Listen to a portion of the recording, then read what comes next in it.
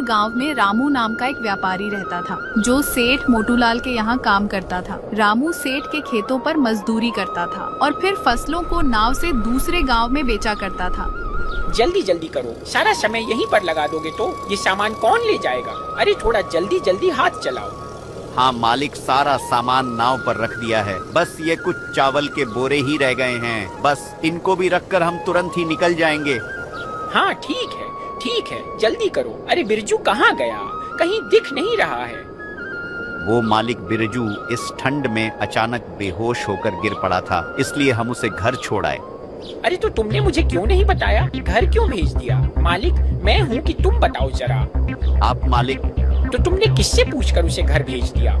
जी मालिक, गलती हो गई, आगे से ऐसा नहीं होगा। होनी भी नहीं चाहिए, नहीं तो तुम्हारी नौकरी तो गई समझो। चलो सब जल्दी जल्दी काम करो। रामू भाई, आज तो बहुत ठंड लग रही है, मेरे तो हाथ ठीक से काम ही नहीं कर रहे। हाँ भाई, सारा मामला तो पेट का ही तो है। अगर यह भूख ना होती तो मैं तो इस ठंड में घर से बाहर ही नहीं निकलता, पर क्या करें, जब भगवान ने पेट दिया है तो इसके लिए तो यह सब करना ही पड़ेगा। हाँ भाई शंकर, हम गरीबों के पास इस ठंड में काम करने के सिवा कोई और रास्ता भी तो नहीं है। काम करें तो कुछ पैसे मिले, एक यह हमारा मालिक है जिसके पास हम गरीबों के ऊपर जरा सा भी दया भाव नहीं है। इतनी ठंड में दिन रात हमसे काम लेता है और खुद तो सारा दिन बंद घर में घुसा रहता है। अरे भाई थोड़ा धीरे बोल, कहीं मालिक ने सुन लिया ना तो खामखा ही सबको डांट पड़ेगी। वैसे भी मालिक के पास दिल कहाँ है हम मजदूरों के लिए, उन्हें तो बस काम से मतलब है, चाहे कितनी ही ठंड हो। अरे यूं रोने धोने से कुछ नहीं होगा, चलो सब जल्दी, जितना जल्दी काम निपटे उतना ही जल्दी हम घर को लौट पाएंगे।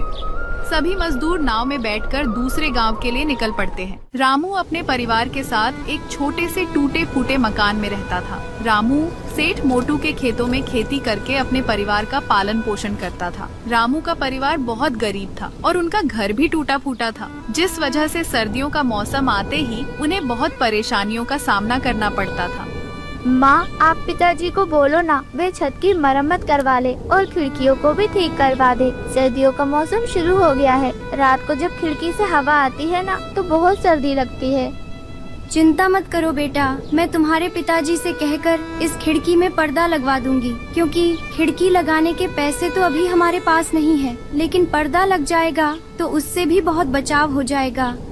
लेकिन माँ, जब पिछली बार हमने खिड़की पर पर्दा लगाया था तो तेज ठंडी हवा के कारण वो पर्दा उड़ गया था। मुझे नहीं लगता कि पर्दा लगाने से कोई भी फायदा होगा। एक बार कोशिश करके तो देख ही सकते हैं ना बेटा, तुम चिंता मत करो, मेरे पास कुछ पुरानी साड़ी पड़ी है, तुम्हारे पिताजी आएंगे तो उनसे कहकर खिड़की पर पर्दा लगवा दूंगी। थोड़ी देर बाद रामू घर आता है। जरा सुनिए, इस खिड़की से बहुत ठंडी हवा आती है, यह लीजिए, आप इस पर पर्दा लगा दीजिए। ठीक है, अभी लगा देता हूँ, लेकिन मुझे नहीं लगता कि इससे कोई भी फर्क पड़ेगा। इधर तेज हवा चली तो पहले की तरह ये फट जाएगा। रामू खिड़की पर पर्दा टांग देता है। ये देखो गुड्डू, तुम्हारा पर्दा लग गया।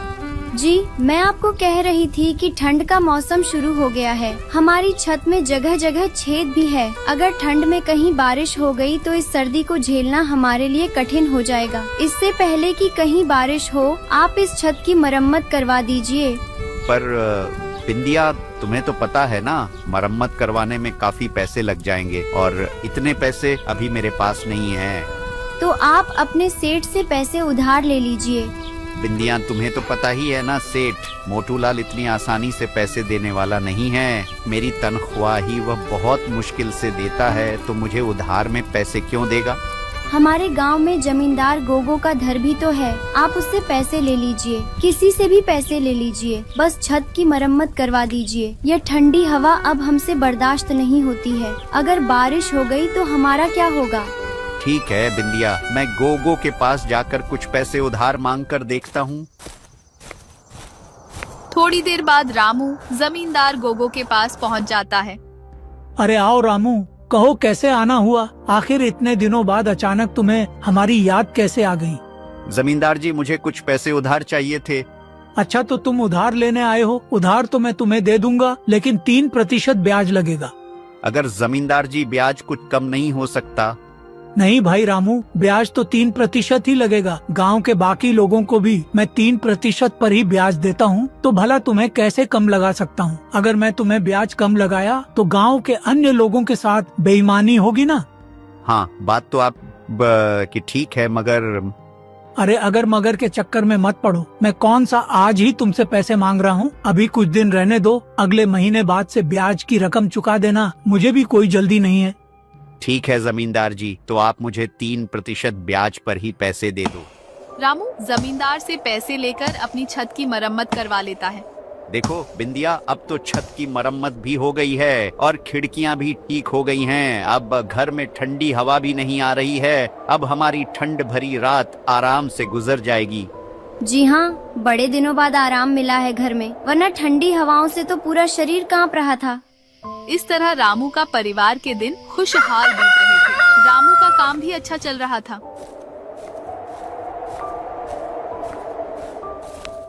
कहिए मुंशी जी, क्या चल रहा है? सब ठीक तो है ना?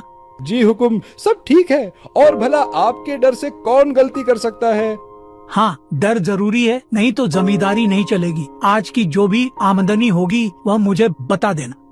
वही तो देने आया हूँ हुकुम, लेकिन एक छोटी सी दिक्कत है, एक जने को लेकर। दिक्कत किस वजह से हो रही है तुमको दिक्कत? हुकुम, वो हमारे गांव के मदन को लेकर उसने पिछले ही साल हमसे नाव खरीदने के लिए पैसे उधार लिए थे। हाँ तो क्या हुआ? उसने उधार सही समय पर नहीं भरा क्या? अरे हुकुम, भरता कैसे, उसका कारोबार ही ठप हो गया। सुना था कि उसकी दुकान में चोरी हो गई थी, जिससे उसे बहुत घाटा हुआ और अब वह उधार नहीं भर पा रहा। अच्छा ऐसा है, तो जो उसने नाव खरीदी है उसे उठा लो। गोगो बहुत ही चालाक और लालची जमींदार था। पहले गांव की लोगों को बड़े भारी ब्याज पर पैसे देता था और ब्याज ना चुका पाने पर उनके घर, खेत खलिहान सब हड़प लिया करता था। यह पैसा रखो, जमींदार का आदमी आएंगे तो उन्हें यह पैसे दे देना। और कब तक देना होगा जी? गुड्डू अब बड़ा हो रहा है, उसकी पढ़ाई के लिए भी तो कुछ जमा करना होगा ना। और ज्यादा दिन नहीं, लगभग सब चुकता हो ही गया है। बस भगवान की कृपा से इसी तरह काम चलता रहा ना, तो अगले आने वाले 3 महीनों में हमारा सारा कर्जा चुकता हो जाएगा। भगवान करे ऐसा ही हो। गुड्डू कहाँ है? वह पढ़ रहा है। उसका अच्छे से ख्याल रखना, आखिर वही हमारे लिए सब कुछ है। चलो मैं अब निकलता हूँ, नहीं तो काम में देरी हो जाएगी। अच्छे से जाइएगा।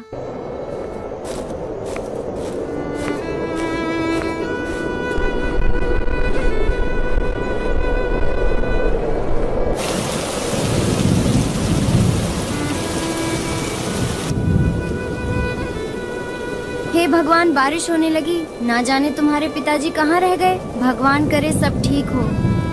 माँ क्या हुआ? कुछ नहीं बेटा, तुम अंदर चलो, मैं अभी आती हूँ। भगवान उनकी रक्षा करना, इतनी बारिश हो रही है, बस वह सुरक्षित घर आ जाए।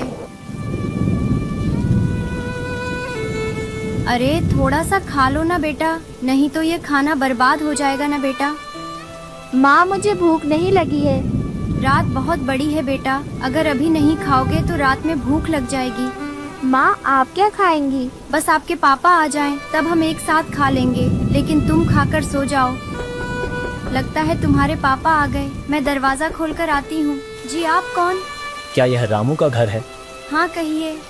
आज नदी से नाव ले जाते समय बीच रास्ते में नाव पलट गई। नाव पलट जाने से रामू की उस नदी में ही मौत हो गई। नहीं, ऐसा नहीं हो सकता।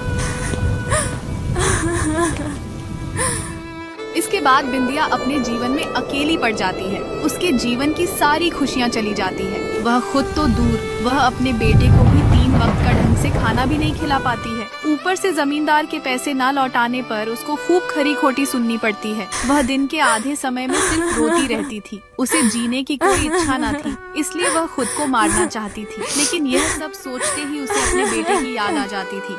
अगर मैं भी चली गई तो मेरे बच्चे को कौन देखेगा? नहीं, मैं कमजोर नहीं पड़ सकती। मुझे जीना होगा अपने बेटे के लिए। मुझे अपने बेटे के लिए जीना ही पड़ेगा। लेकिन कुछ भी करूं, कुछ पैसे तो चाहिए ही। वो मैं कहां से लाऊंगी? जमींदार बाबू को तो वैसे ही पैसे देने हैं। अगर उनसे मांगूंगी तो क्या वह देंगे? जो भी हो, एक बार बोलकर देखती हूँ, हो सके दे दे। रामू का और कितना पैसा निकल रहा है जो उधार लिया था? उसका 80% तो चुका दिया। अगर आज वह जिंदा होता तो शायद बाकी का उधार भी चुका देता। लेकिन उसके मरने से मेरा पैसा नहीं मिलेगा। वैसे भी बहुत समय हो गया है, अगर जरूरत पड़ी तो अब उसका घर बेचकर पैसे लेना होगा। अगर हम घर ले लेंगे तो वह लोग रहेंगे कहाँ?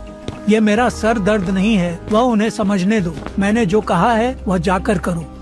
जी आप दोनों कैसी बातें कर रहे हैं? बेचारी विधवा कहाँ से भरेगी अब आपका ब्याज, और अब आप उसका घर लेने की भी बात कर रहे हैं। इतनी ठंड में वह बेचारी अपने बच्चे के साथ कहाँ जाएगी? कम से कम उन दोनों के बारे में तो सोचो। उन दोनों का क्या कसूर? एक तो वैसे ही उनके सर पर मुश्किलों का पहाड़ टूट पड़ा है, और आप इस ठंड में उनसे उनकी छत भी छीनना चाहते हैं। आप ऐसा मत कीजिए।